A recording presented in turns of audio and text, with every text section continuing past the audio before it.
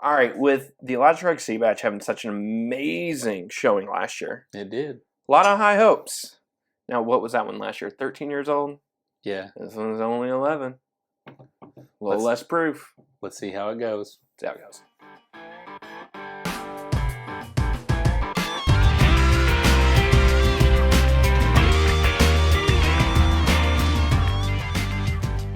Welcome back to another edition of Bourbon Kingdom. I'm David. And I'm Zach. And today we are going to review Elijah Craig Batch C924. Yeah, so after a heck of a showing last year, It did have a it good kind of showing. really brought it back Yeah. in a lot of ways. Yeah. Been kind of looking forward to. What are you looking at? I'm just looking at the details on the bottom. Talking about the details really quick. This is 129 proof. This is 11 years old. $75 MSRP. I think I paid like 80 something off the top of my head, if I can remember correctly. I haven't had it yet. I did pour out some samples, so this is kind of one of those like I try to get. I don't want to say I get overly excited for. Yeah. But I know it's always kind of like a very sought after bottle. Yeah. So It really is. Of all of the batches of Elijah Craig, this is the one that seems to always get the most hype behind it. I think they always. Which, generally speaking, it is. I know there's some people who are odd that like the B or the A's better in some sense, but I mean, generally speaking, it is the C batch that. Yeah, typically the C batch is like the best version of it, Yeah. and why that is, I don't totally know, but it is typically the. Smells like best Heaven version. Hill. Do me a favor before you hit before we get into this thing, let's hit the like, subscribe, turn on the notifications. That way you can be made aware of videos when they drop and all the other good stuff. And if you haven't, or if you didn't know, we have launched Patreon just a couple months ago, almost 2 months ago now. Yep. So take a look, check it out, see what you think about it. We're about to go on our first barrel pick.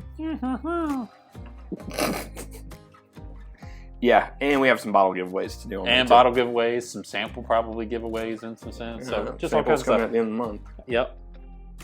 All right. You said something too last year, and I think this is a.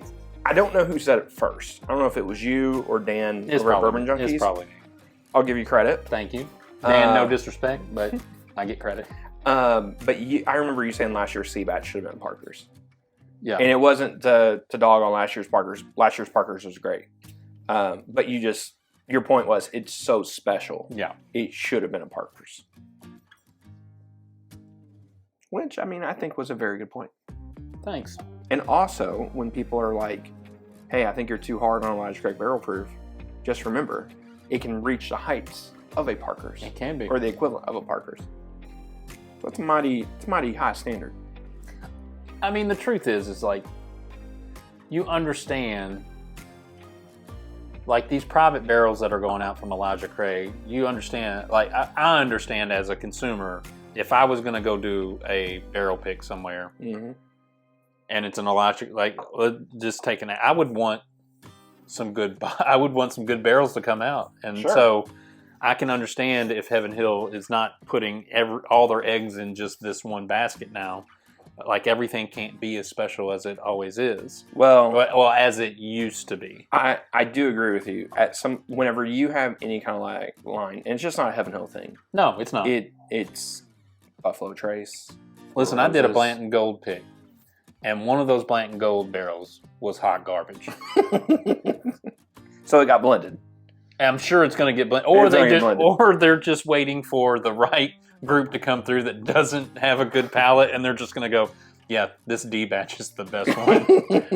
By the way, I don't know if it's a D batch or not. They probably move them around a little bit, but we really had 3 out of the 4 to choose from. The 4th one was just not anything good. So, I mean, I think right away on the nose, like that, this just smells Heaven Hill to me. Like it just. I was actually going to say it smells more of a fruity version. Yeah. Of a Heaven Hill Elijah Craig. Yeah. There's definitely that fruit, a little bit of cinnamon and brown sugar kind of mixed together. Definitely think brown sugar pop on that. Yeah. It's also, after you take a sip of it, there's also a little cigar smoke on there. Mm. There's some good oak influence on the nose. And that brown sugar, man, and like that fruit, it just really does pop on there. Yeah. But not a ton going on in those. It's kind of like straightforward on what it is. Yeah. Which isn't a bad thing. It's just there's really the palate. I feel like there's a little bit of caramel, a little bit of oak. That dark fruit, I think, does kind of come through, and there's a little bit of spiciness on the palate. I don't think the finish is like, oh my gosh, the finish is so strong, but it's a good finish. I think a ton of rice spice. I think a ton of caramel. There's some char oak on there. That fruit is still there and present. Yeah.